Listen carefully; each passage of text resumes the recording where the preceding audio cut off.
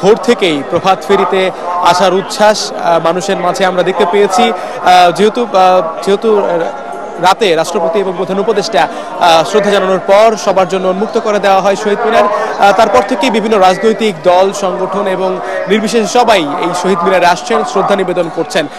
আমরা অনেকের সঙ্গেই কথা বলেছি, সাধারণ মানুষের সঙ্গে কথা বলেছি এবং এখন কিন্তু বেলা 10টা পার হয়ে গেলেও মানুষের একটা উপস্থিতি আছে, সবাই অপেক্ষা করছেন। বিভিন্ন সংগঠন এসেছেন, বিভিন্ন শিক্ষা প্রতিষ্ঠান এসেছেন, আমরা দেখতে পাচ্ছি তারা শ্রদ্ধা জানাচ্ছেন, ফুল নিয়ে এসেছেন, ফুলের তোড়া নিয়ে এসেছেন। অনেকের সঙ্গে আমাদের কথা হয়েছে, তারা আমাদেরকে বিশেষ করে রাজনৈতিক দলের যারা রয়েছেন তারা কিন্তু এই থেকে আসলে 52 যে শিক্ষা, এই তরুণ প্রজন্মকে 52 থেকে শিক্ষা নেওয়ার একটা আহ্বান জানিয়েছেন এবং অন্তর্বর্তী সরকারকে অবিলম্বে একটি সুষ্ঠু নির্বাচনের তাগিদও কিন্তু এই শহীদ মিনারের প্রাঙ্গণ থেকে তারা দিয়েছেন। এছাড়াও ছাত্র সংগঠনগুলো যারা রয়েছে তারা বলছেন যে এই 52 যে চেতনা, সেটা আসলে এই 24-এর অনুপ্রেরণা।